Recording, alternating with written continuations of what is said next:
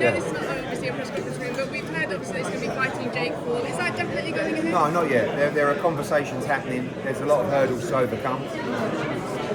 Mainly if Jake Paul actually wants to do this. I mean, from our point of view, we were going to have a run out in December in an 8-round fight for a lot less money.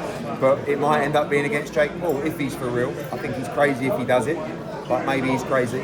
So we'll see. There'll be nothing decided till next week, but we are talking. But surely there's going to be something in the contract to say that AJ can't do a full-on fight because he would just like a proper fight with Jake. It only happens if it's a proper fight. Not interested in exhibition. Okay. Not interested in big gloves. Yeah. You want to fight AJ, you'll fight him under Queensberry rules, and you'll get dealt with.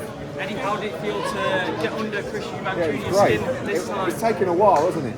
Do you know what I mean? Like he's won a few presses against me, but I feel pretty good about that one. It's just a bit of fun, you know, all part of the build-up. Obviously, he's not going to let me speak, so I'm thinking, what else can I do?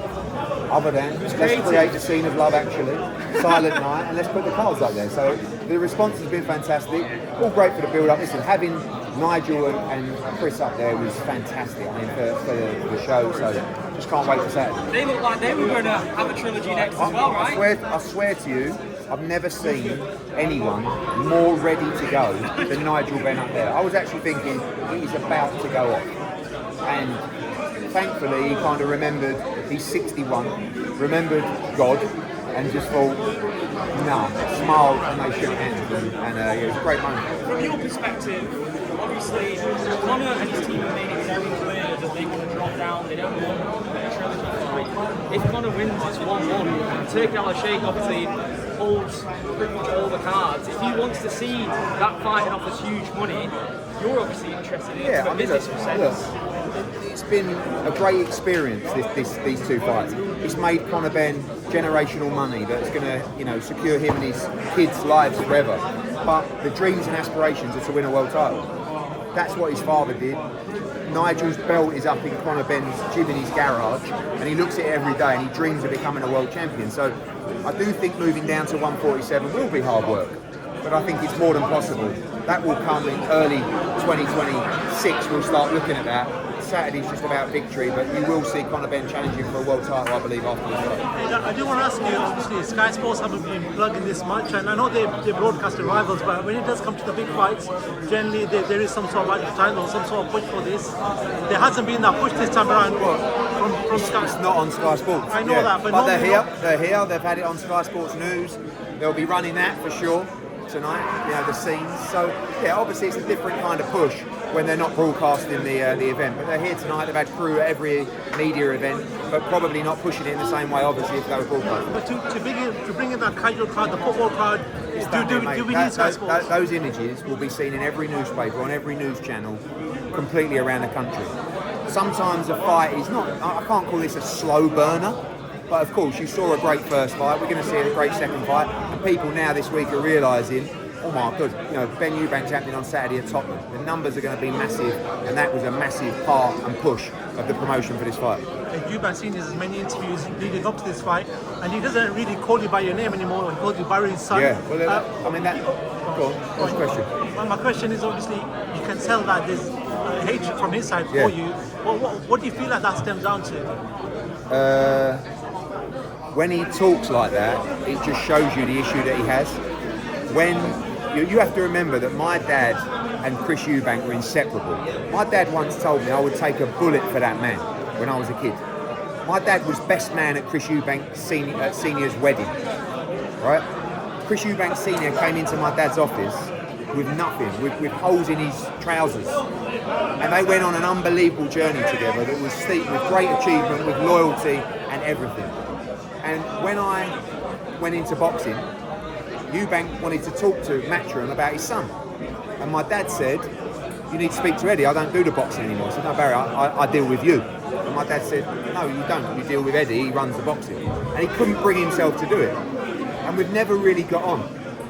And I don't particularly like him, if I'm honest. And I dislike him even more when I've heard all these comments this week.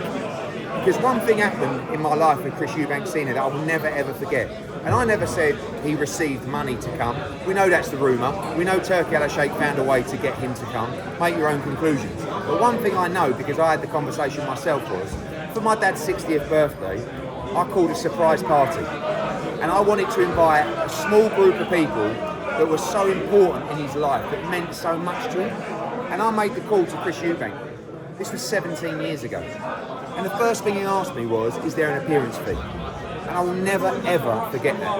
And when I said, no, it's a birthday party for the guy that changed your life forever, I'd really appreciate if you come.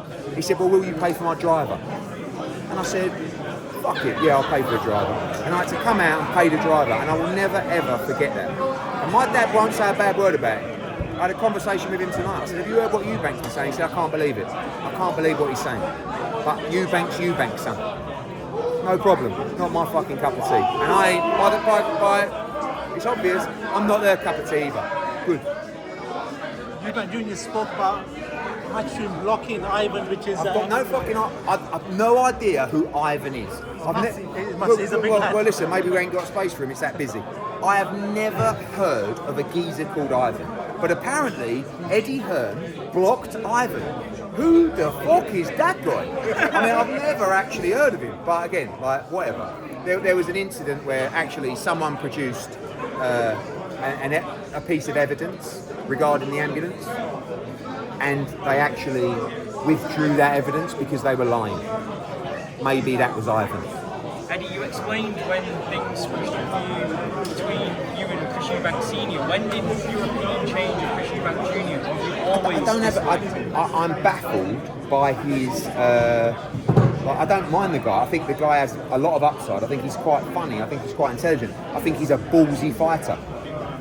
But he has this thing in his head that we're the system. Like you heard him up there. These guys are controlling the game. What the fuck are you talking about?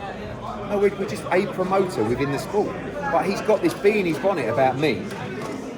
Like, you know, and I don't really know what to say. I find the guy, you know, even socially I've struggled around him. I don't mind him, but he's got this, I know a lot of people that he's friends with or I really get on with really well, but him particularly takes shots at me. I don't care if you don't like me. You can call me a prick, you can call me a scumbag, whatever you want to do. Don't lie and make up bullshit, or you will face the consequences. He will let the consequences drag on because he's not man enough to say, I was wrong. So we'll see where that goes. But listen, I don't mind it, I respect him. What he did in May or April, I could only dream of going to those kind of depths in the trenches, like Conor. These people need respect, but for some reason he's got it in his head that we're fighting against him. He doesn't give a fuck about it. Good luck to him. Wish him all the best. Just touching on the Jake Paul and Anthony Joshua talks as well, that's reignited this week. In terms of percentages, how realistic is that? 50-50. I mean, we're told that Jake Paul wants to fight Anthony Joshua. If he wants to fight Anthony Joshua, there's a very good chance that could happen. We're just as likely to wake up tomorrow morning and he's announced another opponent and they were using AJ's name as clout. I can't believe Jake Paul would be crazy enough to fight Anthony Joshua. But if he is, it's very likely we will oblige. There were talks of it. Eddie, Gunman Boxing. How you doing, big man? Give us one of these. Lovely. Listen. DAZN should not be able to televise what Joshua's about to do to Jake Paul. I mean, Jake Paul, he needs to be Paul Daniels to pull off the victory, surely. How are you seeing this fight? If it does happen, will it just be Joshua? Yeah, yes. I mean, if malfunction. Listen, you're never going to hear me. I'll try and give it to you straight, right? Jake Paul's mad to do the fight, right? He's a top 60, 70 cruiserweight in the world. He's ranked by some governing bodies remarkably. Stepping up to heavyweight, it's not uncommon, but he's well out of his depth. But if Jake Paul takes the challenge, the narrative of when are you going to fight a real fighter goes well out the window, and I will have to personally provide a wheelbarrow so he can bring his cojones into the ring that night. I don't know if it's true, I don't know if it's real. If it's real, and I say to people, I say to Gareth A. Davis, I say to all these people, are you really going to do this? Abso-fucking-lutely are we going to do this. For a record payday, to go in and spark Jake Paul before we start the serious stuff in 2026? Don't tell me what we should and what we shouldn't be doing. Answer the question honestly. Would you do it if you're AJ? Absolutely. Yeah. See you So there, if you're man. mad enough to Sign do me it, up. Sign me up as well.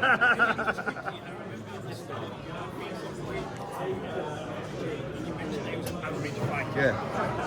if he takes this fight, does that change your opinion? When was that? How long ago was that? 5 years ago? A couple of years ago. Like 4 years ago. Yeah. I think he was very average then. I think he's improved. Is he world class? No. Is he a decent cruiserweight? Yeah, I think he works hard. I think, will he get flattened by Anthony Joshua? 100%. Just any tough fighters out. In terms of also people say he's playing with house money in the sense that he can go back down to welterweight.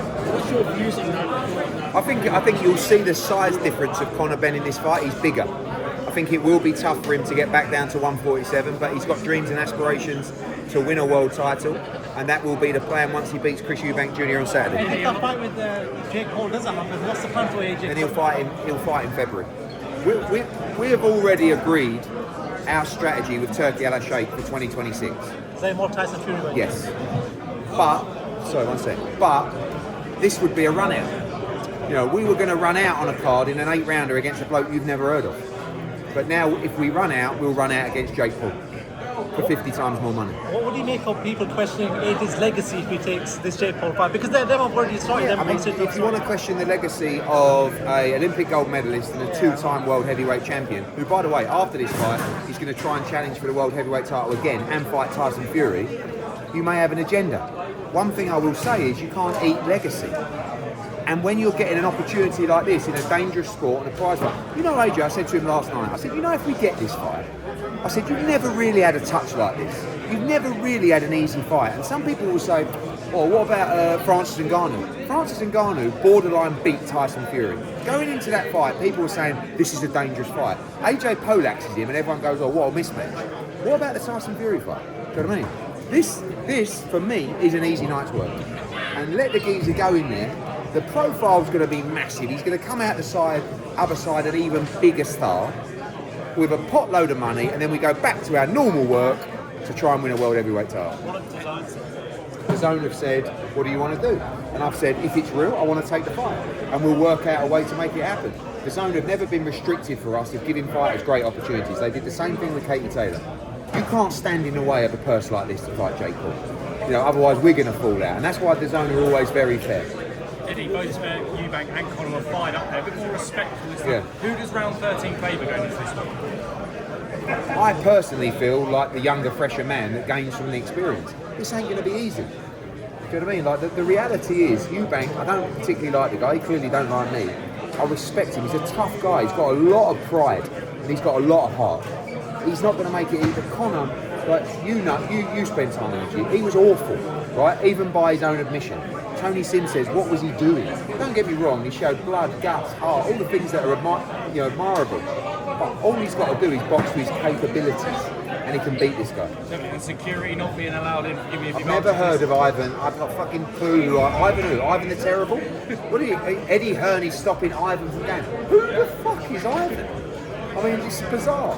But I don't know. Maybe I'll speak to Ivan. If he's that big, maybe I'll let him in. And Jack Cattrall and Ishmael Davies were big fights on the undercard. Yeah, great. It's a great card.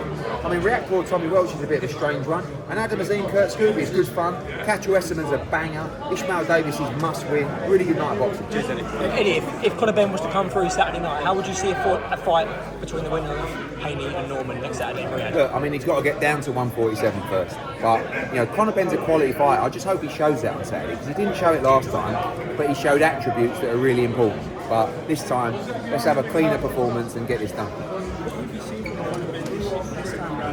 Just like a maturity, a calmness. This time last fight, I was having to have conversations with him just to calm him down. And he was very nervous. No nerves this time. He's been there, he's done it, he's walked the walk. And now he's just got to talk us all. In terms of Jake Paul, in terms of Joshua and Jake Paul, would that be classed as a professional fight for you? We would only do it if it was a professional fight. Eddie, can I ask you? You spoke about there being a matching versus Queensbury fight on this card. Oh, this card, yeah. On this one, are you going to do a fight? I hope so. We're waiting for the rematch. I kind of feel like we've been a little bit mugged. We got smashed, and then there was going to be a rematch. Where is it? Let's make it happen. Have you got over what happened or not yet? Yeah, never really. Never really.